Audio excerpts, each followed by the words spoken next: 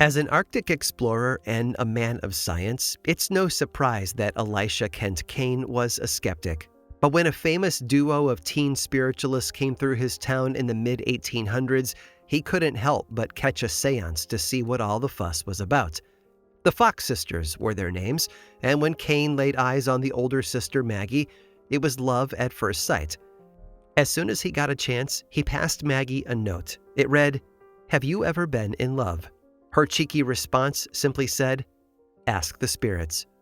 Kane began visiting Maggie every day. Sure, he had an Arctic journey to plan for, but love came first. He took her for carriage rides and recited Longfellow to her. He, and most notably his wealthy family in Philadelphia, still viewed Maggie's ghostly profession to be, and I quote, "profane heresy." Yet despite their differences, the couple's love only grew, and they conducted their romance in secret. According to Maggie, they later married in secret as well. Now, in love though he was, Kane still had an Arctic expedition to embark on, and so shortly after marrying, he was forced to leave his new bride behind. The journey was honestly awful. 2 people died, the ship became trapped in the ice, and the crew was forced to abandon it and escape on foot. But through it all, Kane held his prized possession close, a portrait of his darling Maggie. It's almost like Romeo and Juliet, 2 worlds colliding. Science versus seance, if you will, with one couple caught between. And just like Romeo and Juliet, the story does not have a happy ending. While Kane did survive the expedition, he picked up so many diseases on his travels that he passed away only 2 years later. And here's the real tragedy of it all. Although Maggie had spent her career convincing mourners that they could talk to their dead loved ones, in truth, it was all an act. The Fox sisters had been frauds the whole time, which meant that despite all the comfort she had provided for others, she was unable to take comfort herself. Her husband was truly gone. It's quite the coincidence that the American spiritualist movement and the age of exploration lined up just so, 2 completely opposing ideas sharing a single sliver of time. And let me tell you, the crossover between the 2 doesn't stop with Maggie and Elisha. Far from it. And trust me, it all gets far, far stranger. I'm Aaron Mankey, and this is Lore.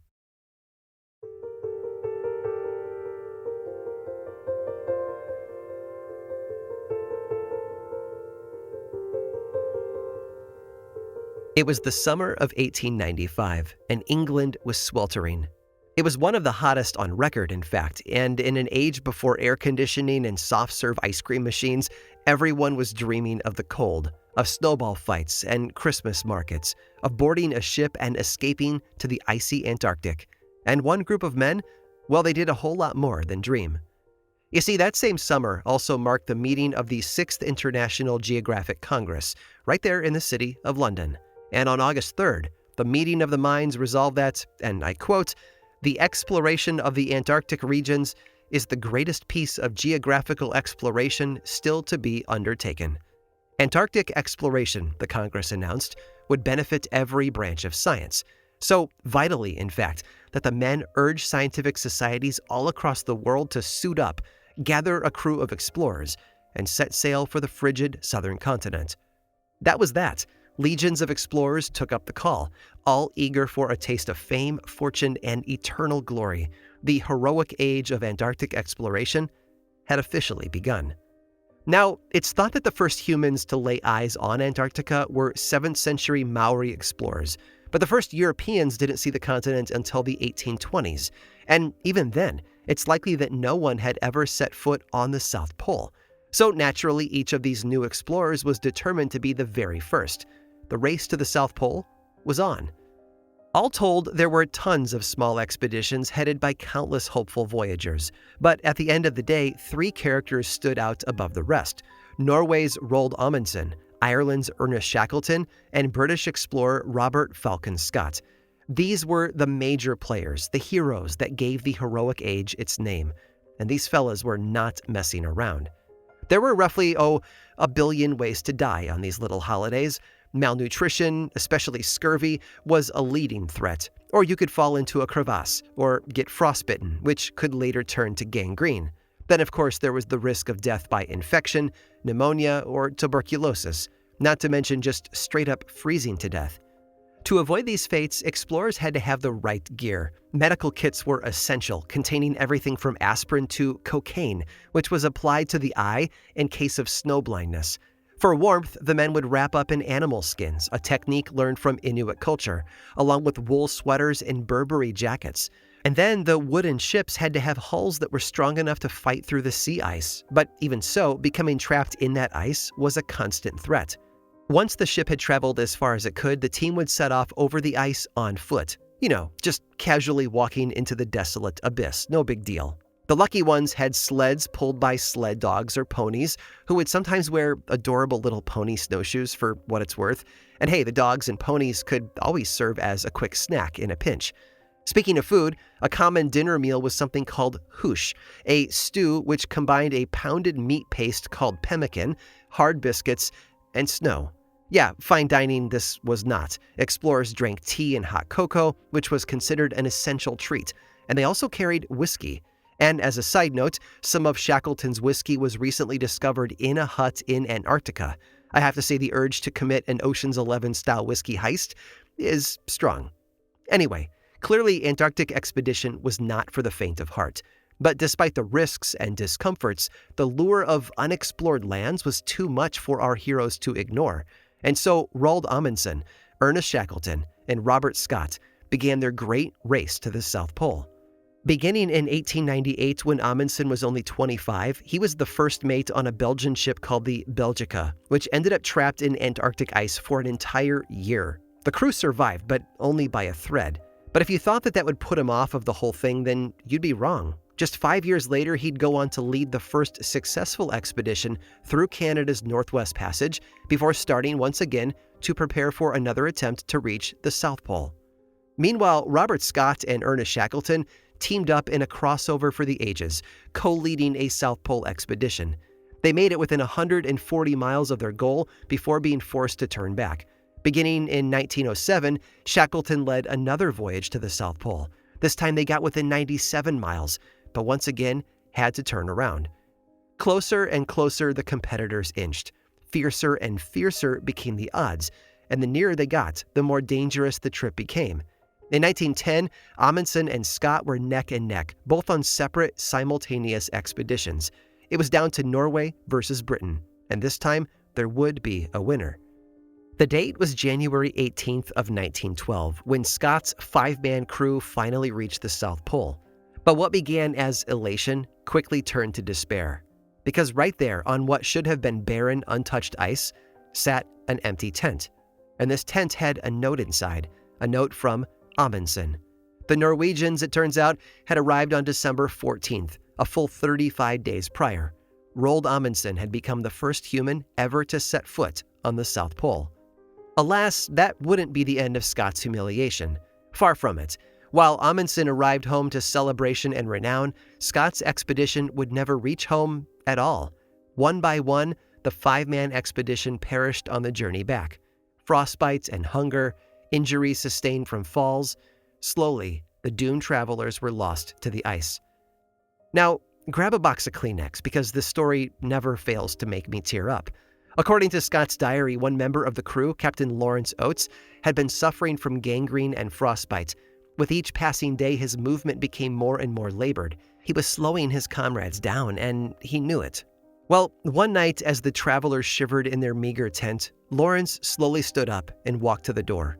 He looked to his fellow explorers one last time, and then he uttered some of the most heart-wrenching final words in history. "I am just going outside," said Lawrence, "and I might be some time." Then he stepped out and bravely walked into a blizzard, sacrificing himself for his friends. It was the day of his 32nd birthday. The South Pole may have been found, but the explorers weren't finished. Amundsen survived until 1928, when he disappeared on a rescue mission in the Arctic at the age of 55. Shackleton would undertake numerous further expeditions, eventually dying of a heart attack of all things, en route to a final Antarctic voyage in 1922. And so, with its heroes gone, so too ended the heroic age. But even so, tales of the explorers live on in our imaginations. Stories of mystery, of bravery, of danger, and sometimes even a spark of the supernatural.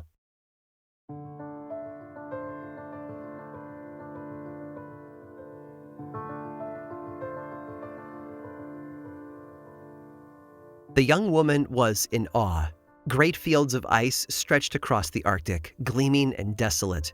When she climbed a hill for a better view, she saw strange beasts loping across the expanse: polar bears, foxes as white as bone, reindeer with wide, splayed antlers like creatures from a fairy tale. Bizarre animals that she had never encountered back home in England.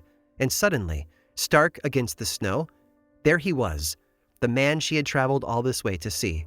Gaunt, yes, but miraculously alive. And then, the woman awoke from her hypnotic trance. She was back in England, warm and dry, surrounded by a room of eager faces. It was time to tell them the good news. Her psychic powers had worked. Her mind had soared to the Arctic, and there, she had finally achieved what she had been hired to do. She had located the missing explorer, Sir John Franklin. Okay, let's rewind a bit, shall we? It was the spring of 1845 when Sir John Franklin set out on an expedition to chart a northwest passage. And it wasn't Franklin's first rodeo either. In fact, this marked his third attempt to find the theoretical sea route connecting the Atlantic and the Pacific Oceans, a discovery which, if found, would change trade and commerce forever. Franklin led two ships, the HMS Erebus, named for the Greek god of darkness, and the HMS Terror, and these ships were as formidable as their names suggest. Both had originally been built as bomb ships designed to withstand explosions, with hulls strong enough to smash through Arctic ice. On top of that, they had built-in heating systems, which in 1845 was no small boast, and they ran on powerful steam engines converted from locomotives. To keep the crew comfortable and well-fed, the ship carried nearly 3 years' worth of supplies, including over 7,000 pounds of tobacco, 2,700 pounds of candles, and numerous live cows. Of course, no Arctic voyage would be complete without a few mascots. Franklin's team had a pet dog named Neptune, a ship's cat to catch rats, and even a pet monkey presented to the expedition by Franklin's wife, Jane. And if hanging out with a monkey weren't entertainment enough to while away the long hours at sea, the ships were also outfitted with lavish libraries containing over 1,000 books. So, with spirits high and a thirst for adventure, the crew of 24 officers and 110 men set sail in May of 1845, determined to make history. And they would, but not for the reason they hoped, because little did they know, less than 3 months later, the entire expedition would vanish without a trace. The Erebus and the Terror were last spotted by a whaling ship in Baffin Bay in late July, but that was that. No more signs of the ship. No further communication. It was like they had never existed at all. Of course, communication at sea back then wasn't what it is today. There was no GPS tracking, no radio signals. Basically, loved ones back home would just mark their estimated return date on a calendar and then pray that you showed up when you were supposed to. All of which is to say, no one really knew anything was wrong until 3 years later when the Erebus and the Terror failed to show up on schedule. After that, the search parties began. Over the years that followed, a total of 39 expeditions would attempt to locate them, to no avail. And yet, despite all indication of disaster, there was one person who refused to give up the search: Sir John Franklin's wife, Lady Jane Franklin. She was convinced her husband was alive, and she made sure that all of England knew about it. On one occasion, she adorned a search ship with a flag that she had made herself, emblazoned with the words, "Hope on, hope ever." In March of 1854, though, the British Admiralty stopped paying the wages of Franklin and his men, effectively declaring them dead. So, how did Jane respond? Well, by appearing in public not in widow's black, but in bright greens and pinks, a statement that she held out hope that her husband was alive. She wrote letters to every public figure imaginable, from the Tsar of Russia to the President of the United States, urging them both to join the effort to find her missing husband. But no matter what she did, and no matter how many search parties combed the seas, every expedition returned empty-handed. Now, as we've learned time and time again, fear and grief make people do desperate things. There are simply some truths that are too terrible to accept, and sometimes it's easier to believe in the impossible than in the tragic. It's how we get stories like that of Mercy Brown, whose father insisted she was a vampire rather than admit that tuberculosis had destroyed his family. After all, a vampire can be killed. Tuberculosis, not so much. It's why Sir Arthur Conan Doyle fell in love with the fairies, choosing to believe that his institutionalized father could see into the world of the Fae rather than admit to his madness. And here in the mid-19th century, Lady Jane Franklin herself would cling to the supernatural over the possibility that her husband might just simply be dead. So if the British Navy couldn't find her beloved, nor the Tsar or the President or any other of the countless crews of fellow explorers, then maybe, just maybe, the spiritualists could. And so Jane went in search of a psychic.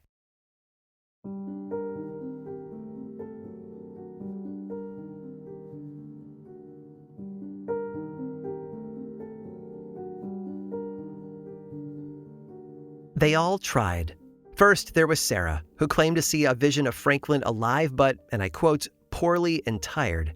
Next, Jenny, who reported seeing the ships surrounded by ice and whose psychic power was magnified by a small drinking glass balanced on her nose. Third came Emma, known as the seeress of Bolton, with visions of her own. And so it went. Woman after woman went into a trance, psychically traveled to the Arctic, and returned with news of Franklin's survival. Now, if you're imagining opulent mediums draped in lush velvet robes, their hands floating over crystal balls, think again. No, Sarah, Jenny, and Emma were all young, illiterate servant girls, and they were all doing the bidding of wealthy men. It wasn't an uncommon practice, actually. Male mesmerists would find an impoverished, illiterate young woman, a servant usually, and put her into a trance, and then he would send her on psychic journeys to far-off lands. Essentially, the women were used as tools, a sort of human telephone wire, linking their male employers to distant places. And so, when Lady Jane Franklin decided spiritualism would be the key to finding her husband, these were the kinds of psychics she employed. Emma, or the seeress of Bolton, was the most famous of the bunch. A poor English girl, she was the domestic servant of a man named Dr. Joseph W. Haddock. Now, I'm not sure what possessed him to do this, but at some point, he began experimenting with giving his servant ether. The ether, he found, would induce a trance, and while under, Emma seemed to possess certain psychic abilities. She could accurately describe items hidden in boxes, for example, and long before her work for the Franklin expedition, Emma's powers were even used to solve multiple robberies. Haddock would put her in a good old ether-induced trance, and Emma would describe the location of missing money. Then, lo and behold, when the authorities went to look for it, it would be found right where Emma said that it would. Emma was also no rookie at being sent to distant lands. On one occasion, she psychically visited Australia and was shocked to find that the seasons were reversed. Another time, Haddock even claimed to have sent Emma to the moon, where she insisted to have encountered moon beings who were, and I quote, very small, dwarfs, not larger than children on our Earth. Suffice to say, Haddock and Emma's exploits made quite a splash in the press, enough so that it caught the attention of Franklin's former secretary, Captain Alexander Makinoki. And the good captain got in touch and requested the dynamic duo's help in locating the missing expedition. The first thing that Haddock told Alexander was that for Emma to do her thing, she would need a sample of Franklin's handwriting and a lock of his hair, which the captain procured. Then, objects in hand, Haddock administered his ether, and Emma fell into a deep, impenetrable trance. And it wasn't long before she found Sir Franklin and his men. He was still alive, Emma claimed, although his cheeks were sunken and many of his men were dead. She said that one of his ships had sunk while the other was wrecked or abandoned. Over the course of 3 seances, Emma described the animals and the ice, the landscape, and the sorry state of the surviving men. At one point, she even described drinking some of Franklin's fish oil, which made her nauseous. During each seance, Haddock and Captain Alexander Makinoki would ask questions of the hypnotized woman, and Emma would answer in epic detail. But of course, there was one question that was more vital than all the rest. Where the heck were the missing explorers? To get Emma's answer, the men plopped an Arctic map on her head and told her to point. Not exactly high science, I know. Emma's finger landed on the northwest portion of Hudson Bay, which was odd because that was far from the area where Franklin supposedly went missing.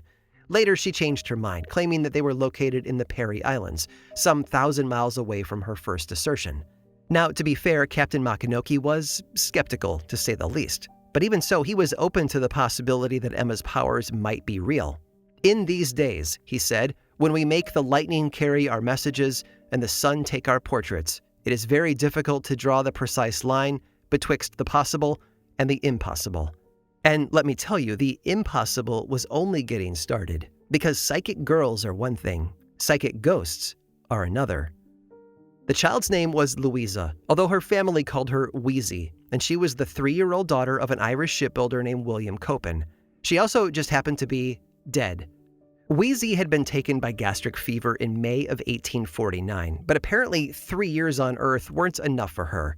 Allegedly, Wheezy frequently appeared to her family as an apparition, or specifically appeared to her 9-year-old sister Anne, who claimed to see little Wheezy nearly every day. Sometimes the toddler was dressed in beautiful robes, other times she took the form of a blue ball of light. Now, when the Copen family saw news reports of the seeress of Bolton's clairvoyant journeys to the Arctic, they were struck with an idea. What if Anne asked Wheezy about the Franklin expedition? And that's exactly what the little girl did. Anne went into her bedroom and spoke to her dead sister, and as soon as she did, the temperature in the room dropped. An Arctic scene appeared to Anne, right there on the floor of her bedroom, where she saw 2 ships stuck in high drifts of snow. Frantically, Anne began drawing what she saw, but stopped in shock when handwriting appeared on the wall of her bedroom. "Erebus and Terror," the words scrawled out, "Sir John Franklin, Lancaster Sound, Prince Regent Inlet, Point Victory, Victoria Channel." And immediately Anne announced that was it. That was the location of the missing men. Copen contacted Lady Jane Franklin and reported everything his daughter had seen. At that point, you see, Jane was about to send an expedition northward, but after receiving word of Wheezy's message, she commanded the captain to change course and sail toward Prince Regent Inlet instead. But alas, her hope once again turned to despair when not one but 2 expeditions toward Prince Regent Inlet were forced to turn back. And little did they know just how tantalizingly close they had been.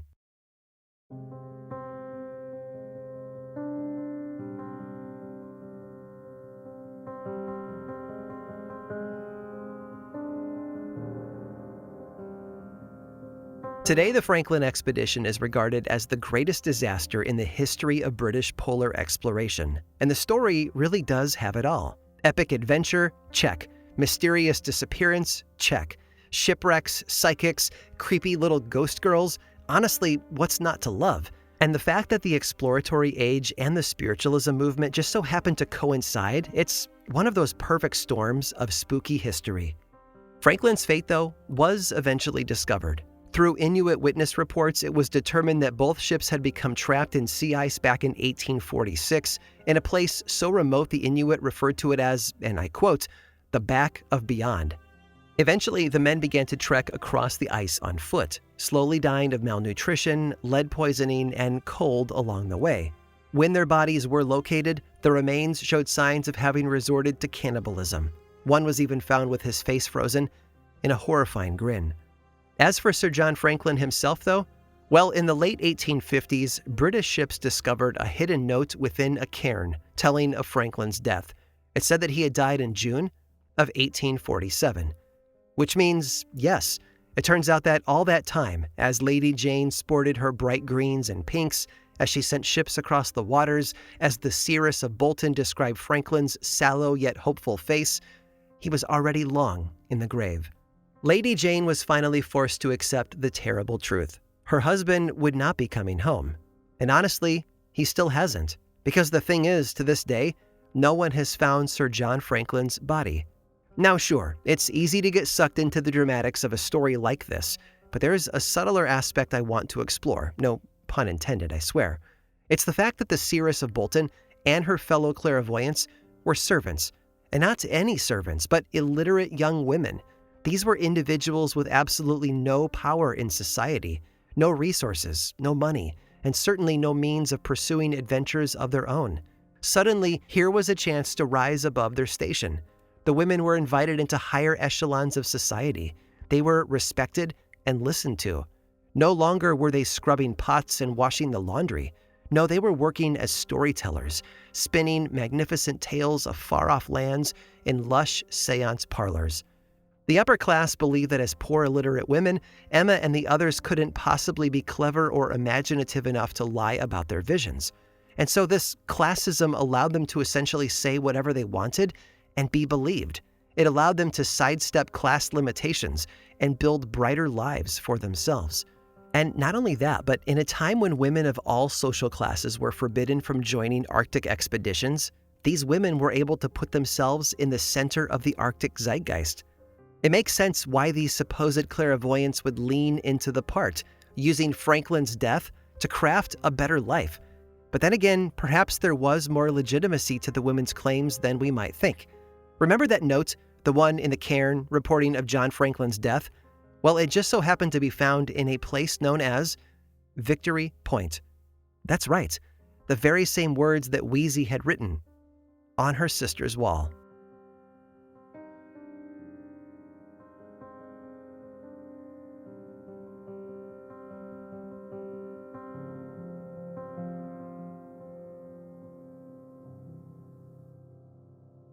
I hope you've enjoyed this journey into such a wild and harrowing bit of history. After all, an explorer's life is a dangerous one. To survive, you often only have your companions to rely on. But what happens when those companions aren't of this world? Well, I have a story about exactly that to share with you. Stick around through this brief sponsor break to hear all about it.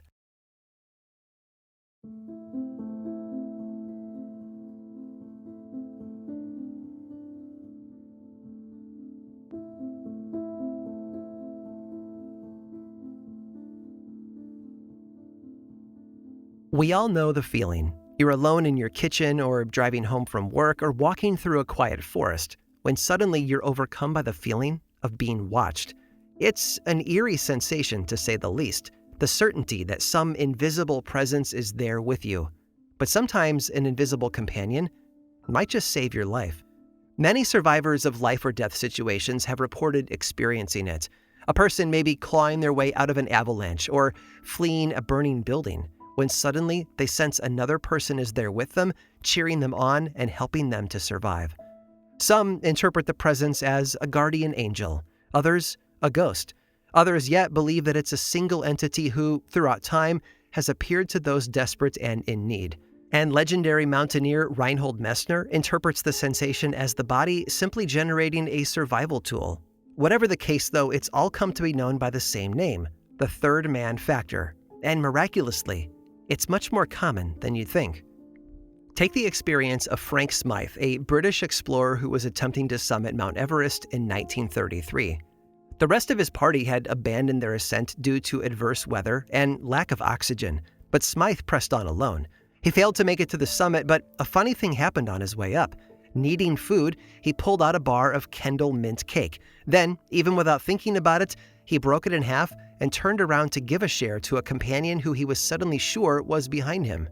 As Smythe later recalled, "At the time I was climbing alone, I had a strong feeling that I was accompanied by a second person. The feeling was so strong that it completely eliminated all loneliness I might otherwise have felt." For something more modern, consider Ron DiFrancesco's story. He was working on the 84th floor of the World Trade Center's South Tower on September 11th of 2001.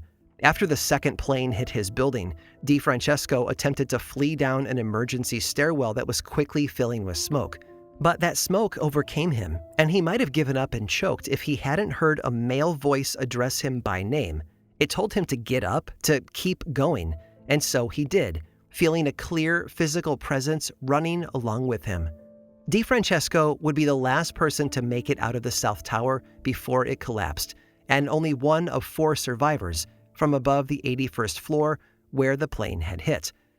Now, if you thought that we were done with the heroic age of Antarctic exploration, think again, because guess who else experienced the third man factor? Ernest Shackleton. During Shackleton's 1914 to 1917 Antarctic expedition, his ship Endurance became stranded in pack ice. Shackleton and 2 other men set off on a perilous journey to get help from a whaling station nearly 700 miles away. During their final stretch, as they marched for a grueling 36 hours through icy mountains and glaciers, Shackleton began to sense a presence trudging along with them. Later, he would write, "It seemed to me often that we were 4, not 3. While he said nothing at the time, his two companions later confessed to also feeling the presence of a fourth man. When a journalist later asked him about this experience, Shackleton replied, "None of us cares to speak about that. There are some things which never can be spoken of. Almost to hint about them comes perilously close to sacrilege. This experience was eminently one of those things." Shackleton may not have wanted to talk about it, but that didn't keep one famous poet from writing about Shackleton's experience anyway. As it turns out, the tale inspired lines from T.S. Eliot's 1922 poem, The Wasteland. Eliot wrote, "Who is the third who walks always beside you? When I count, there are only you and I together.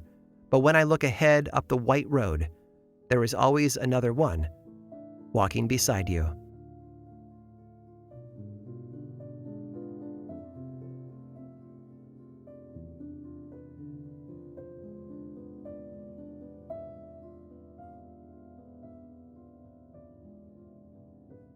This episode of Lore was produced by me, Aaron Mahnke, with writing by Jenna Rose Nethercott, research by Cassandra De Alba, and music by Chad Lawson. Don't like hearing the ads? I've got a solution for you. There is a paid version of Lore on Apple Podcasts and Patreon that is 100% ad-free.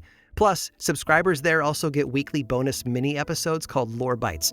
It's a bargain for all of that ad-free storytelling and a great way to support this show and the team behind it. Lore is also much more than just a podcast. There's the book series available in bookstores and online, and 2 seasons of the television show on Amazon Prime Video. Information about all of that and more is available over at lorepodcast.com. And you can also follow this show on Threads, Instagram, Facebook, and YouTube. Just search for Lore Podcast, all one word, then click that follow button. And when you do, say hi. I like it when people say hi. And as always, thanks for listening.